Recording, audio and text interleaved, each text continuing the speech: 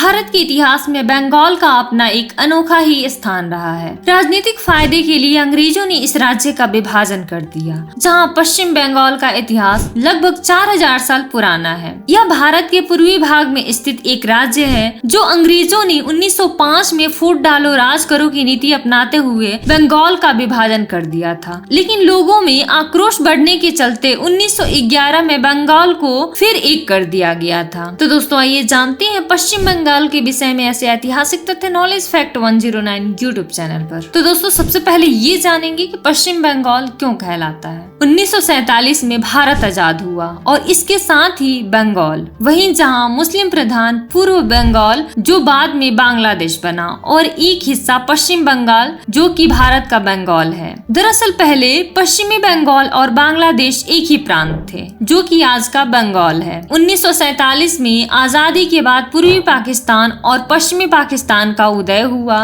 वही साल 1971 के युद्ध के बाद पूर्वी पाकिस्तान स्वतंत्र होकर बांग्लादेश बना, उसी का पश्चिमी हिस्सा आज का पश्चिम बंगाल कहलाता है। वहीं जहां बंगाल नाम बंगाल के प्राचीन वांगा और वंगा से लिया गया है। इस राज्य में 4000 पहले की सभ्यता के अवशेष हैं, जिसे द्रविड़ियन, तिब्बती, वर्मन और ऑस्ट्रो एशियाई लोगों ने बसाया था। वहीं जहां मगध साम्राज्य का गठन 7वीं शताब्दी ईसा पूर्व में हुआ था, जिसमें बिहार और बंगाल क्षेत्र शामिल थे। ये महावीर और बुद्ध के समय में भारत के 4 मुख्य साम्राज्यों में से एक था और इसमें कई जनपद शामिल थे। शासन के मगध साम्राज्य का विस्तार लगभग पूरे दक्षिण एशिया में था, जिसमें अफगानिस्तान और फारस के कुछ भाग सम्राट अशोक के अंतर्गत थे। वहीं अगर बंगाल के इतिहास की बात की जाए तो भारत में बंगाल के इतिहास का अपना एक अनोखा स्थान रहा है। एक समय में बंगाल में गंगारीदई नाम का एक साम्राज्य था जो कि सिकंदर के आक्रमण के दौरान था।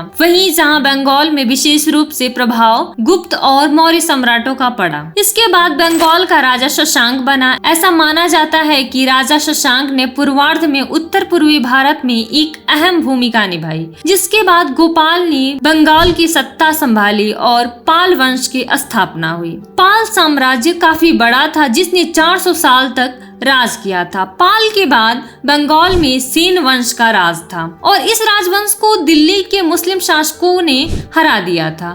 वहीं बंगाल में 16वीं शताब्दी में मुगल काल से पहले कई मुस्लिम शासकों और सुल्तानों ने राज किया था। वहीं अगर आधुनिक बंगाल की बात की जाए तो बंगाल में आधुनिक समय की शुरुआत मुगलों के बाद यूरोपीय और अंग्रेजी व्यापारिक कंपनियों के आने के बाद हुई। सन 1757 में प्लासी की लड़ाई ने इतिहास को मोड़ दिया, जब अंग्रेजों ने शुरुआत में भारत और बंगाल में अपने पांव जमाए। वहीं जहां राजनीतिक फायदे के लिए अंग्रेजों ने बंगाल का विभाजन किया था और इस वजह से लोगों के बढ़ते हुए आक्रोश के चलते कांग्रेस के नेतृत्व में साल 1911 में बंगाल को एक बार फिर से एक कर दिया गया। वहीं इन सबसे स्वतंत्रता के आंदोलन और तेजी से भड़की, जिसका नतीजा 1947 में देश की आजादी और विभाजन था। वहीं 1947 में देश आजाद होने के बाद देशी रियासतों के विलय का काम शुरू किया गया, जहां राज्य का पुनर्गठन अधिनियम 1956 के अनुसार पड़ोसी राज्यों के कुछ